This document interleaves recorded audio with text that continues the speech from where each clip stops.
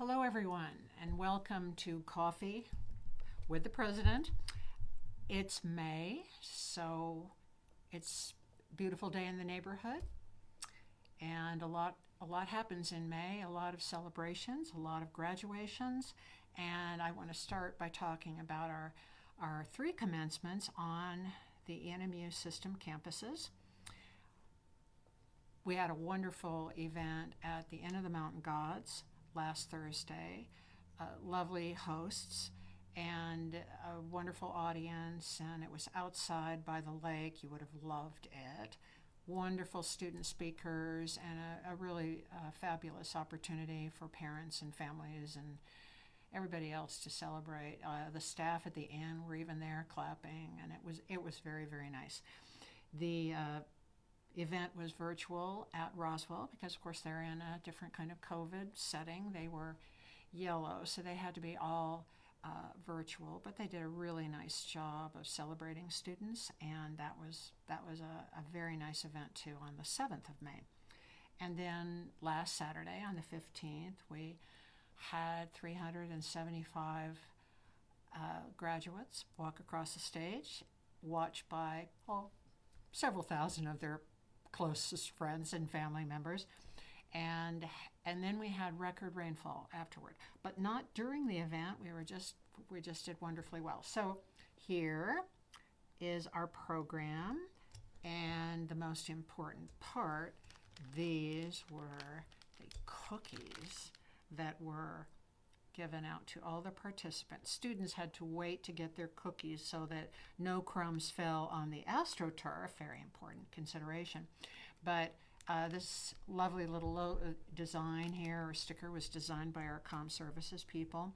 The cookies were baked by Sodexo, and although I did not get to eat one, you notice they're as big as a plate, as someone put to me, and they tasted great. So I think everybody understood we could not have a reception following the event, but we did provide iced water and chocolate chip or macadamia and white chocolate chip cookies. So we had a great time. Our students also, we had 4 student speakers in addition to the Lieutenant Governor of the state of New Mexico, Lieutenant Governor Howie Morales. So it was a wonderful celebration, and I think tribute to the students that the Lieutenant Governor was there. And then the 4 students were just wonderful. You know, they got up there and said, "Wow, hi, I better open this thing." You know, I mean, they were just wonderful. They were so funny. And then gave wonderful comments and thanked their parents and thanked each other and talked about what was next and what they'd learned at Eastern. I think my favorite story, because I saw, you know, the faculty were going like, "Oh, no kidding." He said he'd come out of high school and he'd been, 4.0 in high school, and he thought he would just ace everything in college. And then he got a terrible grade on his first biology test. And he said, "You remember that test, Dr. Cho?" And he said, "I realized right then that I had to work to get the grades I wanted. I had to work." And he said, so I did that for 4 years, 4.0, all 4 years. So wonderful message for like the world that he just like came up with in his address. And all of them were wonderful. So if you haven't seen that event ever, and of course if you haven't seen it in Greyhound Arena or Greyhound Stadium ever, but I encourage you to look at the live stream of it that's captured on our website. If you go to the enmu.edu website and go down to kind of the bottom of the page, you'll see commencement. There's a link to the live event that's of course recorded, and also a copy of the program if you'd like to see the program, see your name in the program, or see your cousin's name in the program or whatever. So it was a really nice event. A number of people contacted Eastern about early commencements, and John and I were talking about this. We thought you'd like to know, where did people graduate at Eastern before we had the arena or before we had the stadiums? What did people do? Well, we found out, thanks to our crack archivist researcher, Regina Sweeten, that up until 1948, commencements were held at the junior high auditorium. Remember, we were quite small then. Total student population was a couple of hundred until after the war when it started getting much larger. Then in 1949, we held our first commencement at the ENMU gymnasium. Now in 1949, the Greyhound Arena did not exist, and we were still teaching out of barracks that had been dragged overland from Fort Sumner. And they were arranged in a kind of quadrangle in the middle of campus. And one was a gymnasium, and one was, well, the rest, I believe, were faculty offices and classrooms, because Dr. Williamson used to tell me when he was a student here that faculty could open a window and just like step out of a window. You know, they wouldn't have to go down the hall and go out the normal door. So it was a very casual sort of feeling there, but it was a real gymnasium, and that's where they graduated in 1949. This was called the Quadrangle building patio, so they probably graduated outdoors, but in that little quadrangle area. We'd like to find some pictures of all of this and post it on our website so that you can see what this looks like. So for about 7 years, they were outdoors, but within this kind of quadrangle. And then from August 58 to May 64, it was at Greyhound Stadium. Now, this was not the current Greyhound Stadium, obviously. It was an on-campus stadium. And you may know this, or you may not. And you may not care, but you should. The first stadium was right behind the administration building, where the current library is. And then, when the library was built, it was moved over to where the current College of Business is, near Vettville, near where Vettville was. So it was two different places on campus, but that's where graduation occurred from about 58 to 1966. And after that, there was 1 year when it was held at the Liberal Arts Terrace. Now, I'm not sure what the Liberal Arts Terrace was, but the Liberal Arts Building, JWLA, had a nice side wing, you know, that long wing that sort of runs kind of north and south. So it might have been in that kind of area that's really more like a patio than a terrace, but who knows.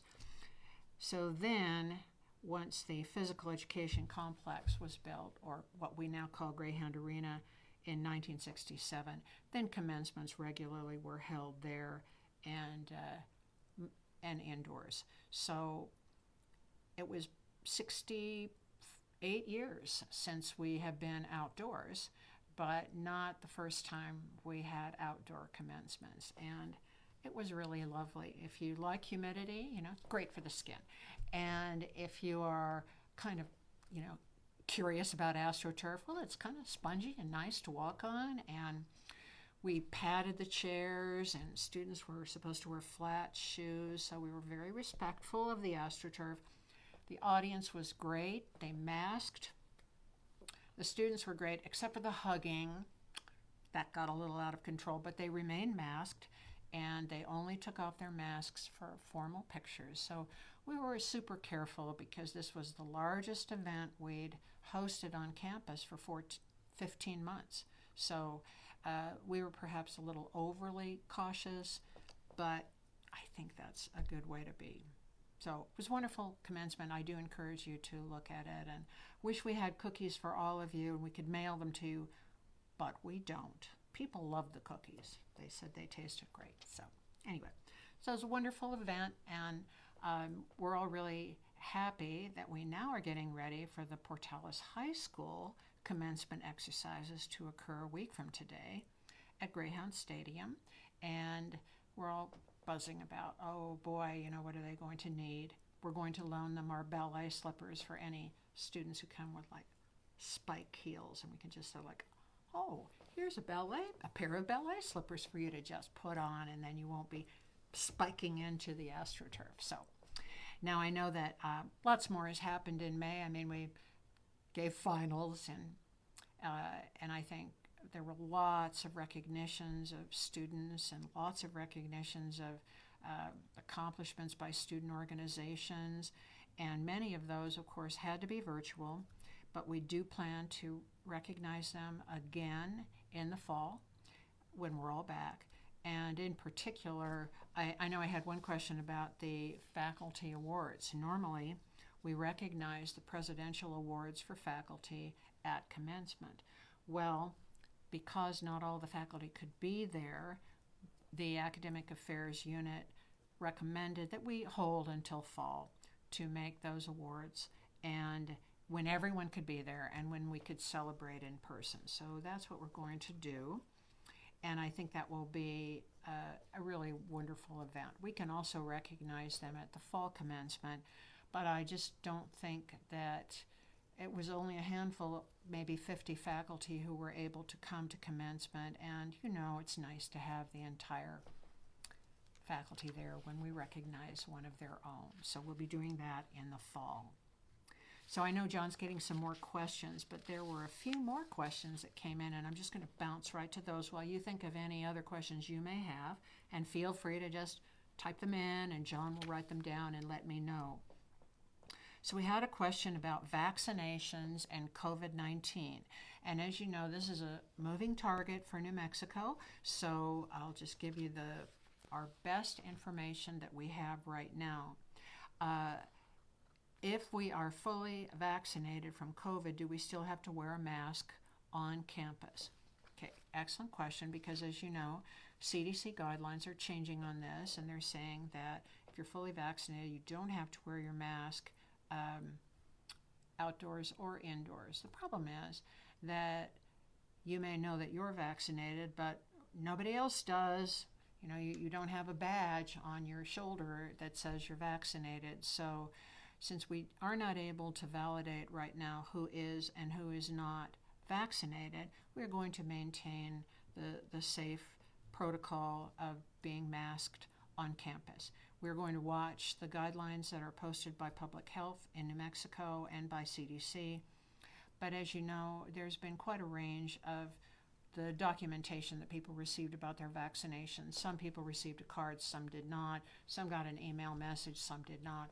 So the state of New Mexico is working on how they can regularize those kinds of notifications so that before people are just allowed to come in and unmask, we have some way of being able to verify that people actually have been vaccinated. And that's a big job. I'm not quite sure how we're going to do it, so we're going to take the cautious path right now. So yes, we are masking. If you're in your own office, of course you don't have to. And in very, very small groups, maybe 2 people, both of whom are vaccinated in a private office, probably is safe for you to remove your mask. But in larger groups, we're saying, no, we want you to mask. So generally on campus, please mask. Hope that answers your question. If not, email me, enmu.president@enmu.edu or patrice.caldwell@enmu.edu. Next question. When will a university post office resume delivery service? We're currently having to drive to the university post office and pick up 10 to 12 large packages because they can't deliver. Okay, excellent question. First of all, the post office will deliver packages now. So if they have a package for you, they're probably going to call you and say, we've got 2, 4, 12, 14 packages for you. We'll be delivering it, and they'll give you a time so that for sure somebody is there and able to accept the packages. Now, regular mail delivery is another issue. We're going to have to hire students to make those deliveries, and although they're looking into it, I don't have a definitive answer to that question. But about packages, absolutely they will deliver packages. I mean, they have a cart. You don't have a cart. They have a cart. They can deliver. So be sure and call them if you have any questions about that. Luli will be happy to answer those questions for you. And I do understand that mail delivery is going to be a sign that we're back to normal, and we'd all like to be back to normal. Okay, so I've responded to the COVID, the post office, and the faculty awards. Are there any other questions we've gotten, John? Well, we got Laura Dawson-Fend, who just yelled Dr. Caldwell with 5 exclamation points, if you remember her. So, yes, I do. I most certainly do. Sue Strickler asked, are there any plans to enhance Matheny Mall on the campus? So a handful of people would know to call that Matheny Mall. I'm so pleased that you recall it. So for the rest of us, Matheny Mall is the area between the UCC, or the Computer Center, and JWLA, and it's the part that is just north of that wing of JWLA. There have been some planting features that were in that area, and frankly, they have not fared well. The ENMU women wanted to do some planting there as a dedicated garden, and I believe they are more than willing to continue to do that. So yes, we are looking at some enhancements to that area. Sue, you need to come back, because when we added the renovation of JWLA, we did put a pergola out there, and with some benches and seats out there. So it is a very nice area for students to congregate or have some coffee or whatever they wanted to do. So it has been enhanced since the days when we were there, and the concrete was a little uneven, and you couldn't skateboard over it. It was just too rough. You probably remember. So it has been enhanced a little bit more, and yes, we are looking at doing some more planting there. It is a lovely breezeway into campus from the parking lot, and a beautiful photo. If you stand in the middle of Matheny Mall and shoot down into the heart of campus, where it looks all green and trees, and it's really very nice. I'm not sure when it got the name of Matheny Mall. Maybe you remember, but it was part of a renovation when both UCC, which was the old theater building, and JWLA were both remodeled, and Dr. Matheny was president and commented on it. We had another question about Matheny Mall just the other day, so how very prescient of you to mention it. Some of you may remember a water feature that was out behind the back door of the administration building, and it was a series of or two copper pieces with a basin and water trickling down it. Now, when I came in 1980, the water was not trickling, and shortly thereafter, it was relocated. I believe it was relocated temporarily to Matheny Mall, but couldn't get the water to work, and it was sort of a liability in the middle of that breezeway, and power cables run right underneath there. So that might have been where it got the name Matheny Mall. I don't know. If you know that, Sue, let me know. You were here. You know these things. You're a political scientist. You have to track this stuff, Thank you for the question. We did have a couple comments. Marilyn Daggard Stratton said she enjoys this, helps her keep up to date on her alma mater, and Shirley Rollinson says she likes it as well because it's nice to keep in touch like this. Good.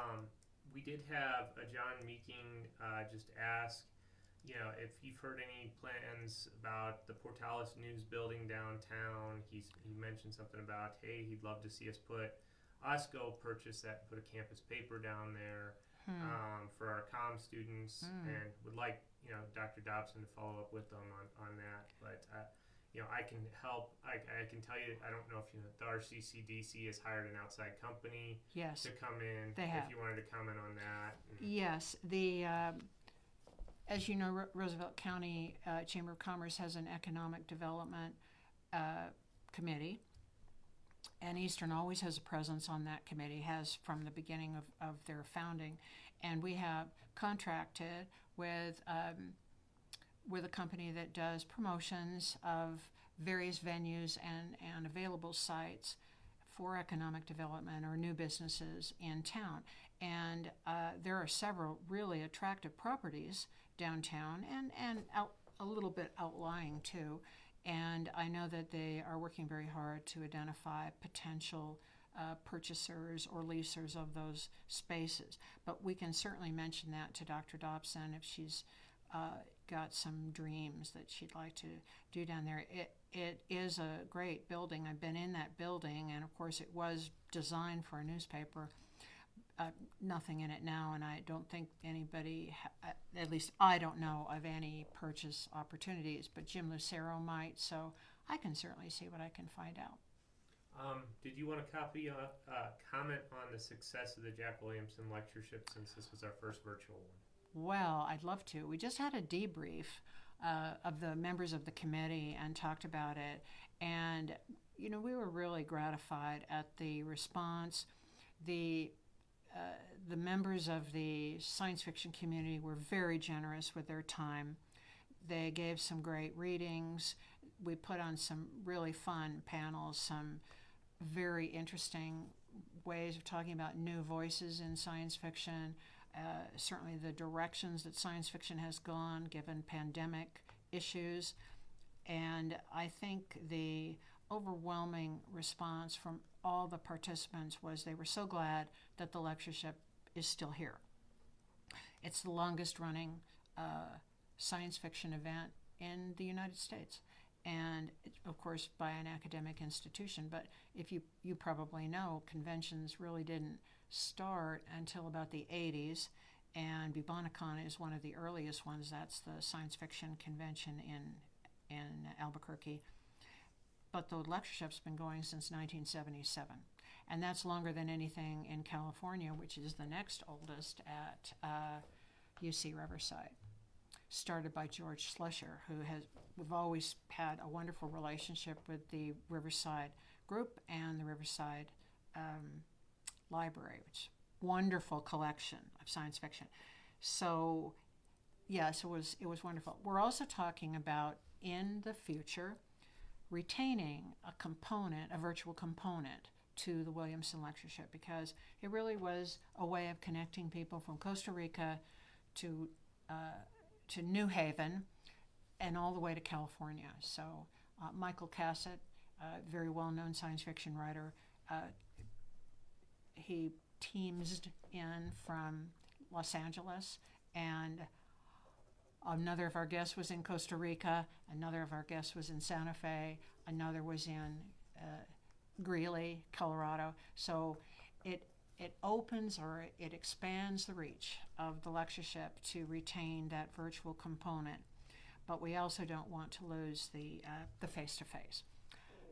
The largest, or perhaps the most popular, after the main event, which was the keynote speakers talking with Connie Willis, was the Writers' Workshop. And we're very interested at the very high participation by people interested in how to write and how to enhance their ability to publish their work and tips about writing. So we think we might expand that component. So it was a very useful event for us for forward planning, and heartwarming to see the response that we had. So we had a couple other comments come in. We have a Clarence Smith who's a 75 grad watching, saying it's great to catch up. Great. Brian Hahn wanted to know, where did you get your great wit and humor from? Have you ever considered hosting a regular show on KENW? Hilarious, Brian. Hilarious. Jim Lucero is watching. He said he will contact Mr. Meekins there. Great. Thanks, Anastasia Maldonado said she wants to know, what's the plans for ENMU sports this fall? Yes. Well, sports will be back. Teams will be ready to go. Coaches are champing at the bit. Do coaches champ at the bit? Maybe they do something else, but they're very anxious to go forward. Teams are recruited. Coaches are reaching out to those teams. They'll be back in August, and we are scheduling full competition, in-person competition, all sports. The Lone Star Conference, as you know, is a very active and large conference. We are meeting in July and finalizing all plans for getting back together and running competitions. So from my understanding, all competitions will be available. Seasons have been set. They may be tweaked a little bit, and as they are confirmed by Lone Star, they will be posted on the athletics webpage. So thank you for the question, and we're thrilled. The facilities will be, deep cleaned and sanitized. We'll be following every protocol that the state sets, but we are confident that we will be back to in-person competition in August. So, and we're very happy about that. obviously. And did we want to mention homecoming is the 27th of September through October 2nd, correct? And then family Yes. weekend against WT is going to be on October 16th. Yes, we are playing WT this year. Uh, we understand that this is a very important game to them as well as us. So that'll be October 16th, family weekend. Um, I believe we have the wagon wheel, do we not? Yeah, that's good. So that's probably why they want to come and play, or maybe I think they won it 2 years ago, and then they won it 2 years ago, and then we won. So it's a continuing, let's just say, competition. We just hope that we have a wonderful opportunity to all get together safely and celebrate that. Now, homecoming will be, of course, it's a week of events beginning September 27th, but the weekend game will be October 2nd, and we'll be playing a school out of California, which is, they're making the trek here. I think it's a non-conference game, but it fit with homecoming, so they're coming. So we don't know very much about them, though we'll know more by October 2nd, and I think it'll be a really fun time. We really look forward to the parade and as many as the regular homecoming events as we can schedule. You should be receiving more information about that, and of course it'll be on our website probably by September. I think Alumni Affairs will post all that information up. So thanks, and we do really hope that homecoming is something you want to join us for. I think it'll be really fun.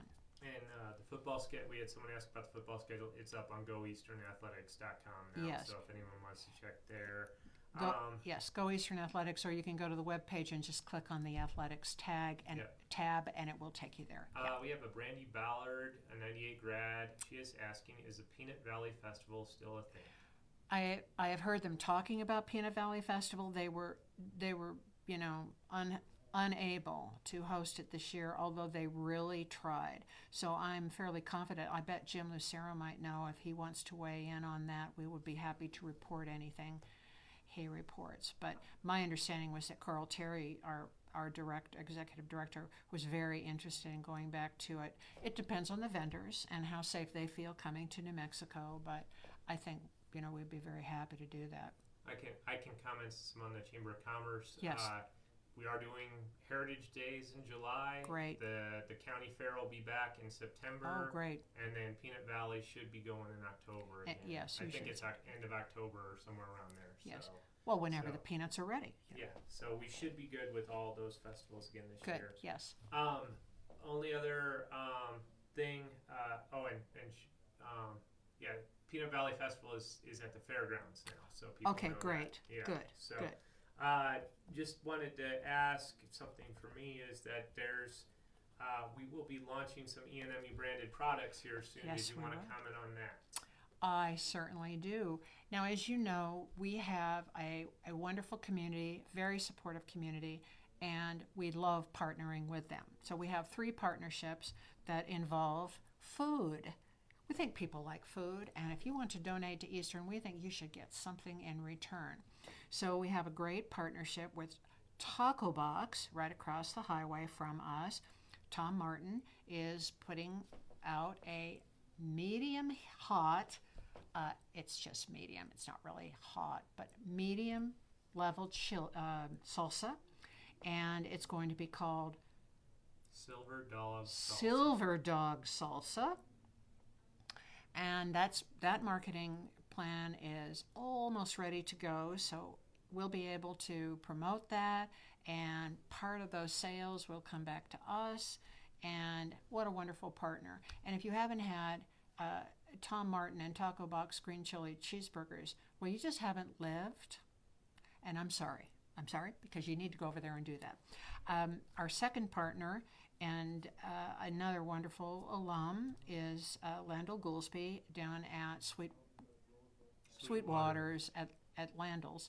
And they are working with a coffee company to do a Greyhound blend that is called, what is it called, John? Greyhound Grind. Greyhound?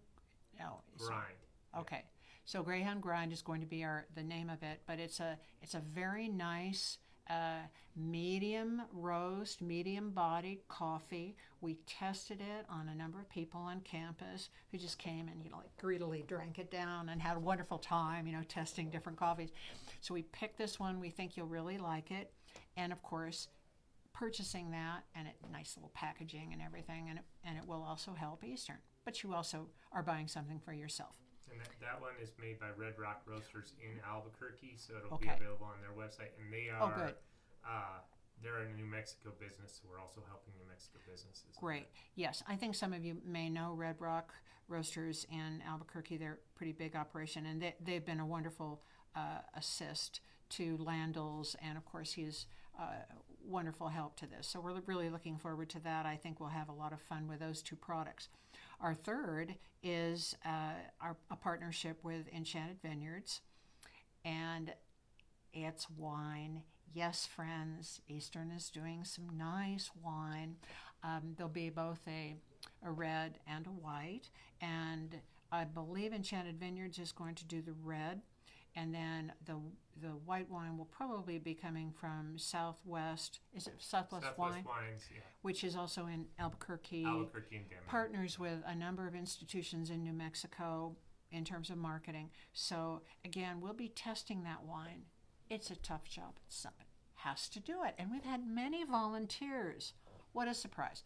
So we're very happy to have that kind of support for these brands. There's no obligation, of course, to purchase any of these, but if you would like a nice gift or a homecoming memento or just something to share with other people you graduated with, well, here are three really nice options. Now we hope all of these will be ready for homecoming, but probably salsa will be ready sooner, followed by coffee, and then the wine will probably be the last one ready. I mean, we have to make green bottles.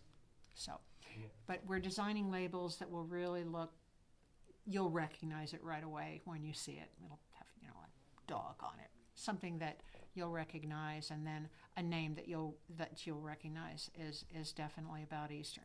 We think this is important not only to give all of you an opportunity to support the university, but to get our name out across the state. A lot of people don't really know where Eastern is, or they think it may be somewhere in the east, but they don't really know where. So we're hoping that will enhance our visibility and also be a fun way to reward you for supporting us with some nice products that also benefit our partners in the immediate area. So looking forward to that very much. Justin Seifert wanted to know, what are you reading this summer? Oh, that's a wonderful question. So you'll laugh, but I have a book that I'm reading, is How Do You Become a President? And it's filled with horror stories. I don't know why they write these kinds of books, but it came from the higher education departments, and it's horror stories of what not to do when you're a president.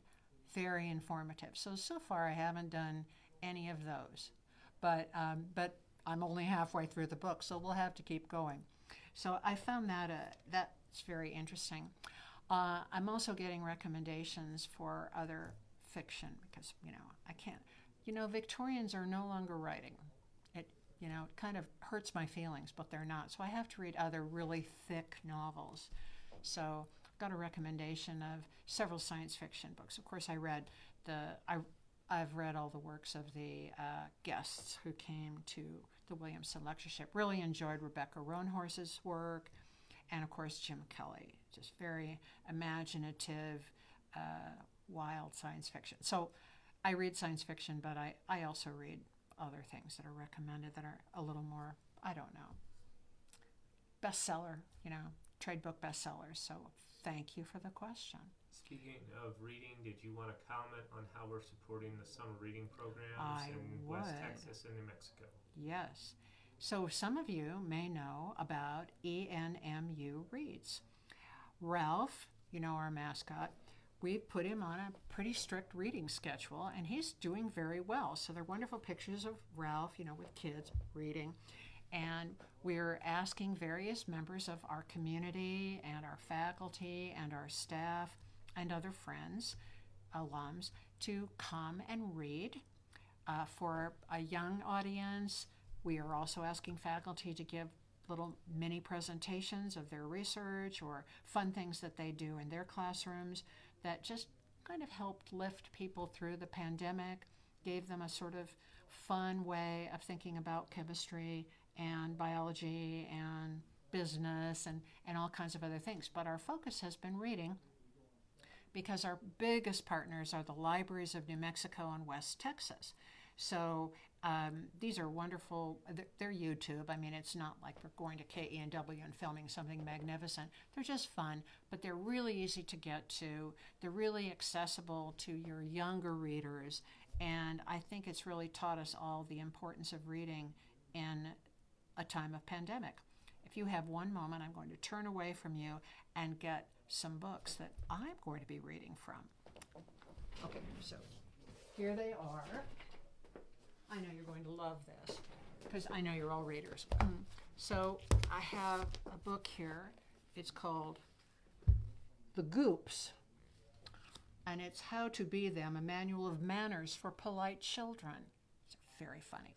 These were written actually in the 19th century. They're still relevant.